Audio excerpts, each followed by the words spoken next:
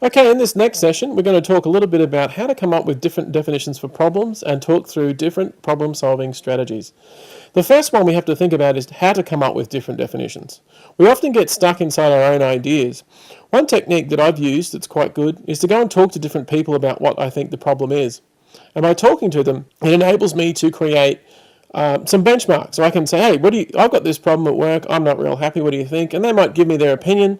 And because they're not inside the system, they actually give me better definitions. So another way, if I was to pose that as a question, I might say, well, what else could this problem be if it wasn't me being unhappy? What else could it be? The next one is a bit more difficult to understand. The next strategy is called abstracting. As a strategy, abstracting involves creating a theory of what I think the problem is and then exploring it to see whether it's valid before I do anything. This one is very similar to research in that what we often do is we say, I have a theory of what the problem is, so I abstract that and I go, I think it's like this. The most common example of that might be Sherlock Holmes, as I mentioned in the other presentation. Because what Sherlock Holmes does is he creates an idea of what the problem is, and then he explores it to see whether it works or whether it doesn't. So this is very similar to the idea of deductive reasoning. And that means basically looking for the details in a situation and working backwards from those details to what a better explanation might be, and then testing it and testing it and testing it to see if it works. This technique gets used a lot in marketing. When we look at analogies, what we're looking at are the similarities between two separate metaphors, or in plain English, what is the relationship between one thing and another? So when I tell stories to people, that's one way of trying to understand a better way to define a problem.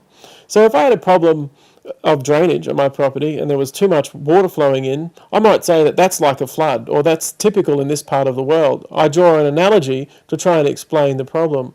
This technique is useful, but it sort of locks you down into a set of circumstances where you're stuck with a particular definition of a problem. Remember, the idea here is to come up with as many different definitions as possible, and by doing that you get the best answer. The next one is creativity and brainstorming. This one is the most effective for large problems, or problems that involve many different people. Creativity is the process of coming up with as many possible definitions as you possibly can for any given subject. So creativity is free-flowing, it's intuitive, and it doesn't know anything about judgment. We have another video in this course coming up that explains this in more detail. Brainstorming is a similar process where we just write down every possible definition that we could think of, no matter how off the wall and no matter how different. It's important during these phases that you look at each one of these strategies in its own merits and try and just be as free-flowing and as open as you possibly can. The opposite of that is decomposition, or decomposing a problem. This means you look at one definition and you break it down into its parts to try and understand how it works. This is very good when you're fixing cars, or perhaps you're looking at technical issues, you're trying to find a computer problem. You take what you think is the problem and you just keep breaking it down until you find the things that are actually causing it. The most interesting but most risky one is this one, experimenting. When we experiment with problems, what we're often doing is just trying new things to see what works. This is when we've run out of every other possible solution that we have and every other thing that we can do, and we're just experimenting. We're just trying whatever works. Now this is probably good for new ventures where we're trying to find out marketing strategies and ideas and what works. Lateral thinking, pioneered by Edward de Bono, is out of the box or out of the system thinking. What he worked out back in the 60s was that when you look at a problem from a certain angle, what you do is you create the perception of that problem and you automatically know what the solutions are going to be. What Edward de Bono worked out was that you can think laterally about something, so think sideways. Normally when we think about a problem, we decompose to the solutions and we try and come up with what we think is the best possible answer of all the answers that we have. To think laterally means you literally shift sideways. The term lateral means sideways. So, for example, you might think of macadamia nuts, and you think macadamia nuts are tasty. There was a factory in Queensland in Australia where they had macadamia nuts and they made lots of them, but they weren't making enough money. And then someone said, for 15 cents per hour, we can add chocolate to this macadamia nut, we can coat the macadamia nuts in chocolate, and that will increase its market value. And it did, and they became quite famous at the time and sold a lot of macadamia nuts. At first, adding chocolate to a macadamia nut would not have seemed like a good solution, but by shifting laterally from the original idea of just selling boring old nuts to selling nuts with chocolate on it became an interesting concept. Some other strategies for problem solving include synthesis. This is the most difficult one to pull off, but synthesis is a very fancy philosophical way of saying joining ideas together to create new concepts.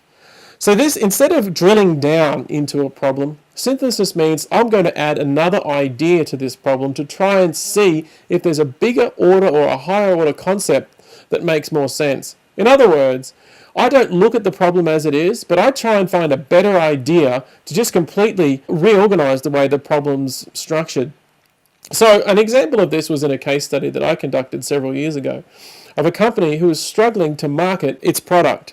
Its product was basically trying to sell sponsorship and trying to gain sponsorship for a particularly worthy cause that they were involved in at the time. Now what happened was they were so focused on doing this sponsorship they could think only about let's get more sponsorship, let's get more sponsorship, let's get more sponsorship. Then all of a sudden a media event happened that shed a lot of light on the work they were doing, and all of a sudden a whole heap of sponsorship came along. They realized that by adding media events to what they were doing, perhaps shifting naturally but also adding it in, they realized just by getting attention and using various ways to get attention they could increase their revenue, and they did. Synthesis really means joining things together, but it's a very complicated idea. And the art of synthesis is really about trying to create new concepts. One of the best ones I've seen is called retrograde analysis, which I've summarized as working backwards from the end to get to the beginning. What this means is that you can look at all of the known solutions to a problem, figure out what they might be, and then work forwards to the possible solution. Now, what does that mean? Well, let's just say I'm a chess grandmaster, and this is an actual case study. There's a guy who's a chess grandmaster, and he has spent hours and hours and hours studying every move in chess that's ever been made. But the trick is, instead of starting from the first move of the pawn, he starts from checkmate. And he looks at all of the possible checkmates that currently exist, and he works backwards to the first move of the pawn. Now, by doing that, it's enabled him to think creatively about all of the possible endings to every chess game, and as a result, he's become a chess master. Now, doing that often involves creative thinking, but it also means he knows exactly every possible move to make, but he's done it by looking at the end and then working backwards to the beginning. And I mentioned Sherlock Holmes on the previous section, but it's worth noting again that that process of deductive reasoning can work in reverse as well. Transformative thinking is where we look at a situation as it is and we begin to plan specific activities to change things. So we're not problem solving as such. We've given up on problem solving. What we're doing is we're taking actions to deliberately transform things. Transformative thinking involves leaders, usually, who speak to people directly and ask them to make changes. So they inspire them, they give them enthusiasm, and they try and lead people in the way that they should go. This kind of thinking is found in companies like Apple and Google that often put ideas out there without even thinking about what the problem is to see if it's going to work. It's transformative because it's trying to change something that currently exists into something that is perceived to be better. So think of the iPad as a classic example of transformative thinking. The iPad came at a time where people weren't really thinking that much about tablets. But Apple worked really hard in marketing and pre-testing and asked people, what kind of tablet would you want? And then it went about giving it to them. Another example of problem-solving strategy is root cause analysis. This is a technical strategy where we just look at the root or the possible causes of a problem and we just take it from that angle. We don't think about all the extraneous things or all the things outside of the problem. What we think about is just what the possible cause is. Now, this is very similar to some of the other ones that I've mentioned, but this is a technical form of problem solving. So, for example, I met a consultant last week, and we began talking about how they measure quality. In problems like crime and poverty and welfare, those kinds of situations can never be taken down to the root because they're too complicated. There's many possible causes. Last and the most effective of all problem strategies is called problem dissolving. Another way of saying this is idealized redesign. In other words, you don't solve the problem at all. You just come up with a new idea. The best way to explain this is to think of it like shifting the idea that causes the problem to exist. Or in other words, let's just say it's the issue of crime. If we could ever come up with a way of having no crime, that would be problem dissolving. But it's not possible. So where I've seen this work quite well is in large groups where they've got such a big mess that they just bulldoze everything and start again. Sometimes this is called the clean slate approach to business process reengineering in a technical way, but most often problem dissolving simply means changing the way that things are so that the problem can never occur again.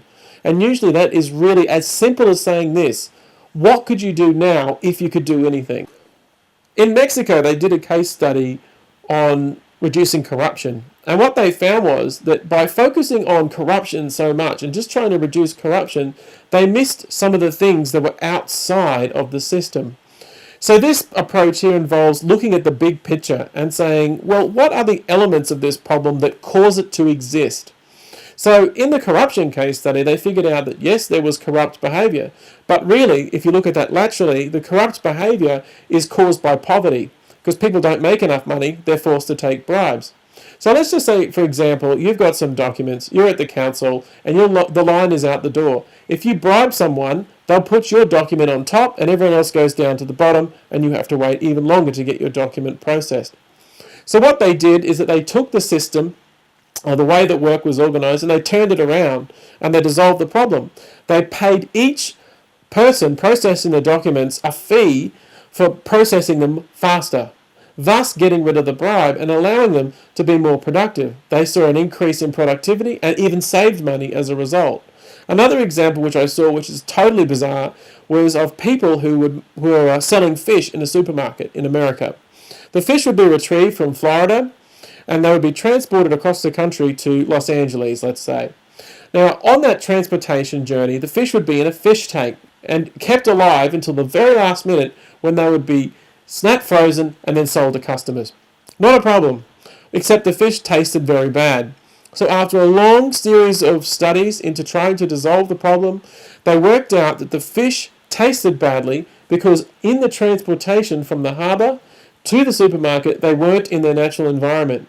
They put a piece of glass in between the fish tank and put the fish's natural predator in the other side, and the fish kept active and engaged on the trip, and the taste of the fish actually improved. One last example of creative problem solving for you to think about is a case study involving an elevator. So a new building was built and the elevator was very slow. So people complained about the elevator being too slow. Engineers came to the problem and they started drilling down or decomposing, and they started saying things like, you know what we need to do here is drill down to the problem, make the elevator faster, re-engineer the elevator. And then someone came up with the brilliant idea of putting a mirror at the bottom of the elevator. So people at the bottom were looking at themselves while the elevator was coming down. The complaints almost disappeared overnight because the problem wasn't the fact that the elevator was too slow, the problem was people didn't want to wait. And by giving them something to do, giving them something to look at and something to think about, the problem was dissolved. You don't need a faster elevator, just keep people occupied while they wait.